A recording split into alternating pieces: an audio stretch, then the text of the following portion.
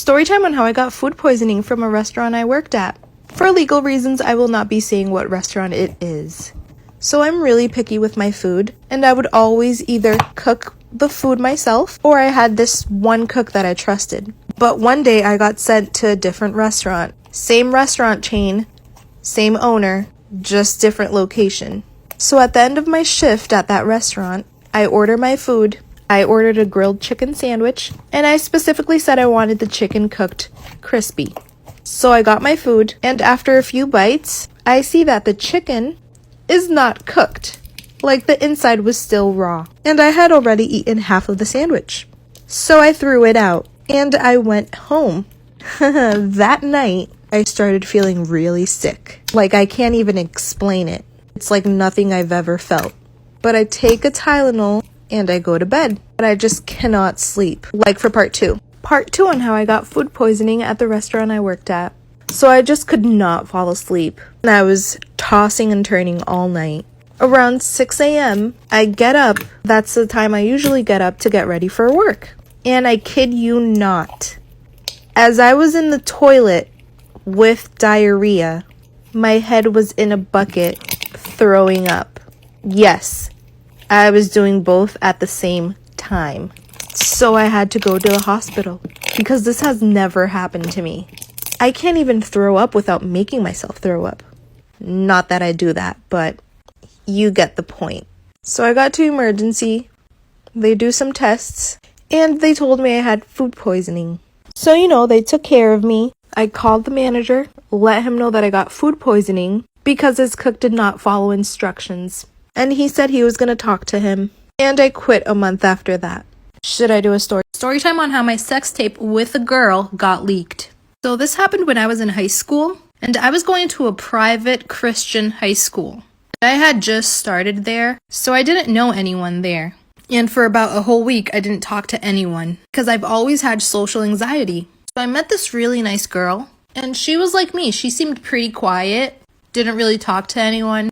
Didn't have any friends that I knew of then. So we first started talking in school. Then we started hanging out outside of school. Now guys, I was straight till I met her. But I felt like we really had a good connection. So we both started flirting with each other. But we wouldn't do it at school. Because like I said, I was straight before I met her. But I was also curious. And I think that's why I was flirting with her at the time. She was also really pretty. So one day she invites me to her house and she says her parents won't be there. Like and follow for part 2. Storytime on how my sex tape with the girl got leaked. So we got to her house and we went there right after school because my parents were very strict and they wouldn't let me go out every day. So she invited me to her room and she started asking me if I've ever been with a girl, if I liked girls. And I said, no, I've never been with a girl. I've never liked a girl, but I've always been curious. And she asked me if I wanted to try. And I said yes. So, we did our thing. But halfway, she was like, can I record this?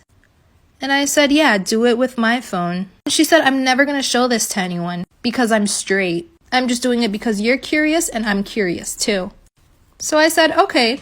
And let her record us with her phone. And she recorded everything.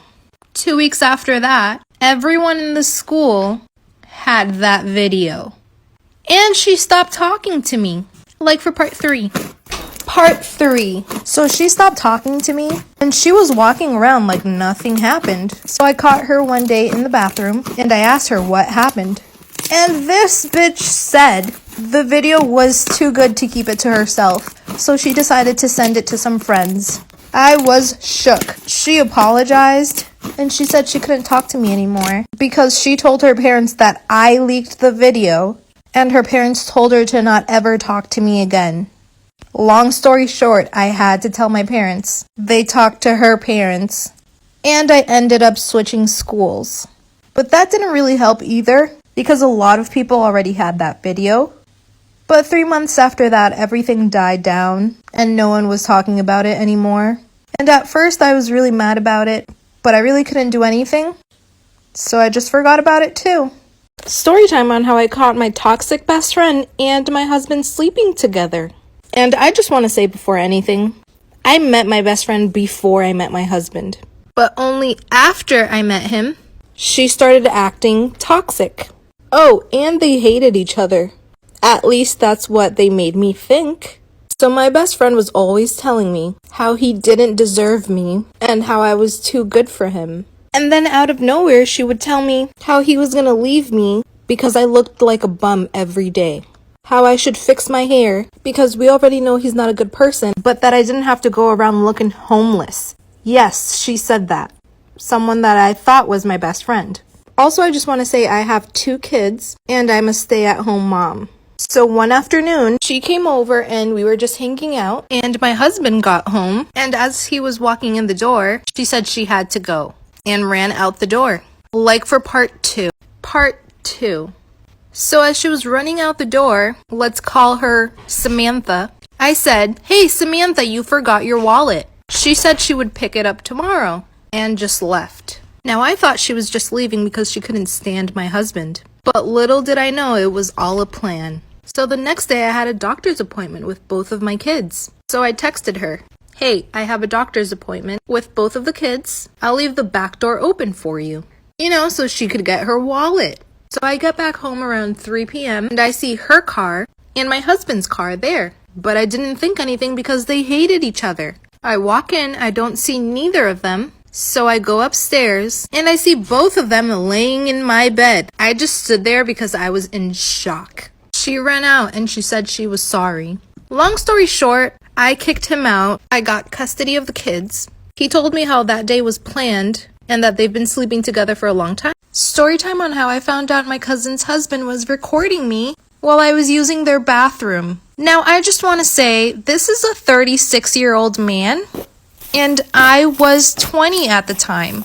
So earlier that day, my cousin texted me and told me to go over to hang out with her. And I said, I'll head over there when I leave work. Now, I work an hour and a half away from her. But whatever, she was my cousin. And I used to hang out with her every single day. So when I got there, I really needed to use the bathroom. And I told her, "Oh, hey, I need to use your bathroom." And she said, "Oh, my husband's in there. Now let's call him Kyle." So she texted Kyle, asked him if I could use the bathroom before he hopped in the shower. And he said, okay. So 10 minutes after that, he comes out and said, okay, use the bathroom. Now their bathroom is like the size of a shoebox. So the toilet and the sink are facing each other. And I also want to say this is not my story. It's anonymous. Come back for part 2. Part 2 on how I found out my cousin's husband was recording me while I was using their bathroom. So I go in the bathroom and I do what I need to do. But before I even finished, I look over at the sink and I see his phone with the back camera facing towards the toilet. So I could not see the screen.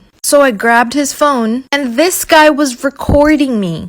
So disgusting. So I stopped the video, deleted it, also went to the deleted files and deleted it from there as well.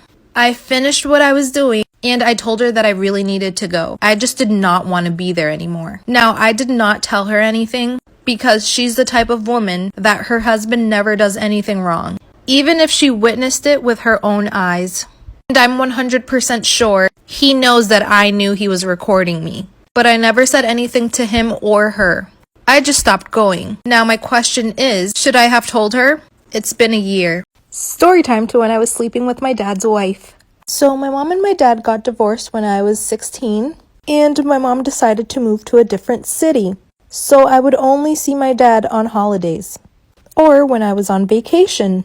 And I just want to say I've always liked girls, and both of my parents knew that. So when I was about 18, my dad got married to his girlfriend that he met right after he divorced my mom. And I didn't really like her at the time, but I did try my best to have a good relationship with her for my dad. So a couple months after the wedding, it was summertime and I went to go visit. And I just want to say my dad worked a lot. That's the main reason my mom and him got divorced.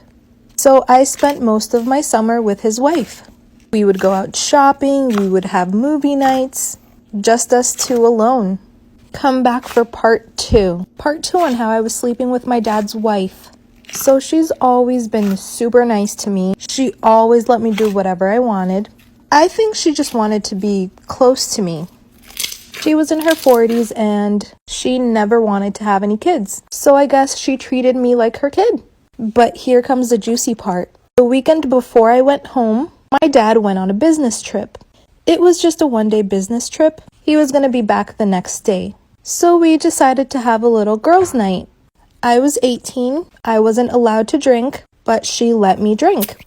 Also, I smoked a little something before, and we were having a great night. I decided I wanted to watch a movie, and she said okay. And I'm gonna be real with y'all. I made the first move. I was drunk.